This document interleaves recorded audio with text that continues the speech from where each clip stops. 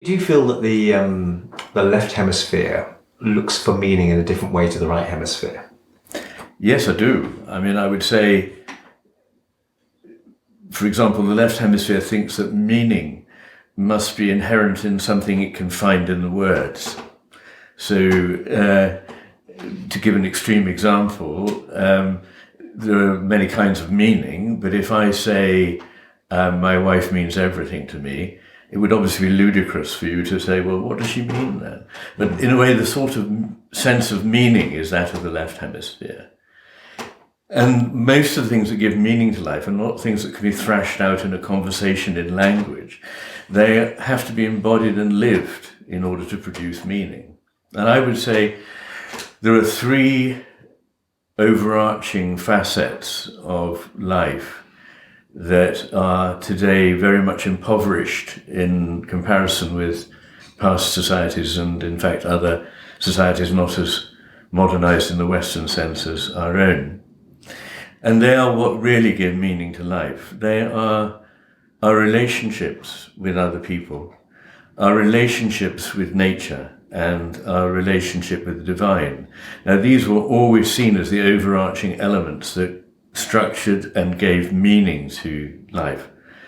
But now we tend to think of meaning as being something we can extract intellectually, which isn't the case. The more you look for it, the less you find. You sort of, rather like that wonderful scene in Fawlty Towers in one of the episodes where John Cleese, in the very end of the episode, brings in what he thinks is a duck. It turns out to be a blancmange. And he goes, where is it? I'm afraid that's the modern search for meaning. So I think we've really forgotten that meaning is something that arises out of interaction. And a lot of people who have been through some perhaps quite testing times with a small group of people in which there were a common goal have found there was more meaning in that than in anything else in their life.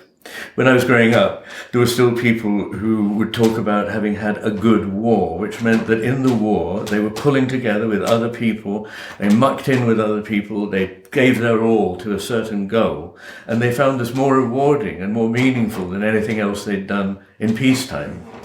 And I have a sort of very mild version of that. I trained in medicine in the days when you were allowed to work in a way that simply would not be permitted under the Geneva Convention. And one was working all hours alongside other people and struggling to sort of help and save people. And I must say, for me, that was one of the most enriching as well as the most exhausting experiences of my life. Because you feel bonded with you're going through the same thing together. Going through the same thing together, with a common energy, which is very hard to describe, but is almost universally experienced by people, which is why some people give their lives to working on a charitable project, because it is very enriching. And that's because, not just because we are, as it's always said, we're a social being. Well, it was Aristotle who first said we were the social animal. Zoon politikon, which doesn't mean the political animal, it meant the social animal.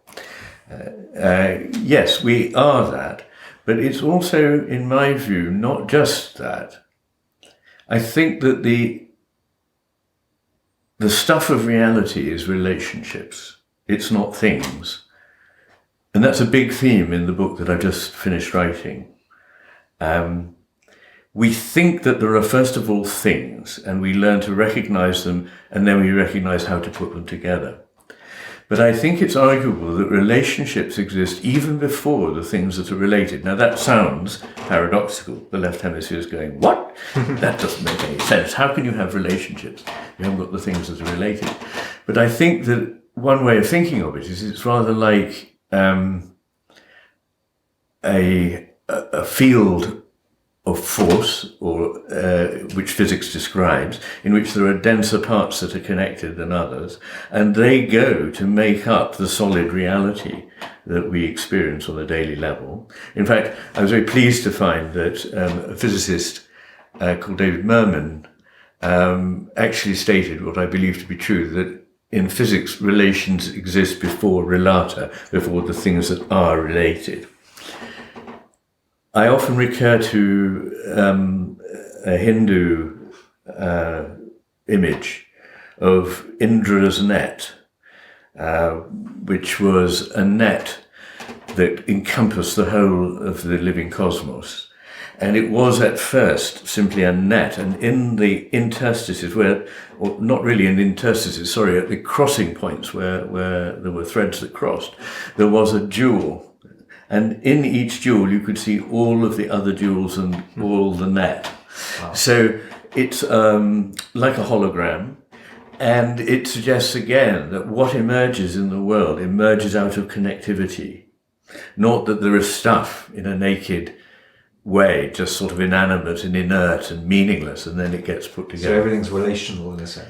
Everything is relational, and that is where one finds meaning, which is just another reason why thinking that you can understand something by taking it apart is going to be a mistake, because the parts that you've got only mean something in relation to all the other parts. The bigger context. In the bigger context. And it's as if you said, I really must understand the heart. So you go to a person, you sort of rip open their chest and you cut out the heart and you sort of put it in a dish on the table. We're not advocating this, just to be clear. Yes, don't try this at home. But the thing is, you don't understand it better when you've got it isolated. You understand it only in the context not just of the whole cardiovascular system, but the cardiovascular and pulmonary system, and immediately the whole of the rest of the organic being that is a person.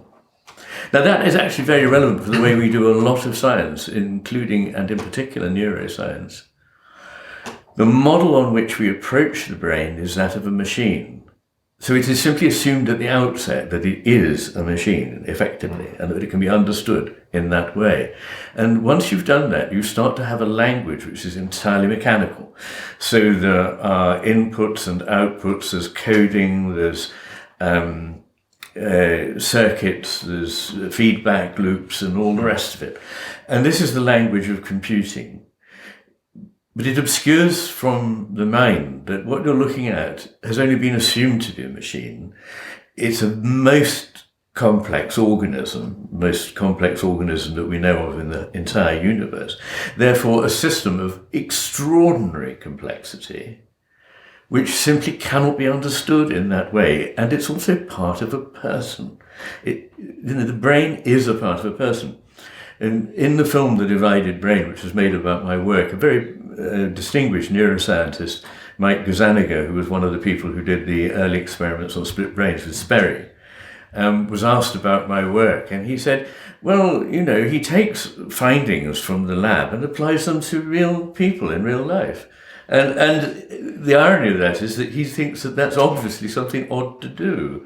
Whereas from my perspective, it's very odd not to do that, because these things that you acquire in the lab are only a stepping stone to enriching your understanding of a whole human being. That's what it should be for. It's what it's for. Yeah.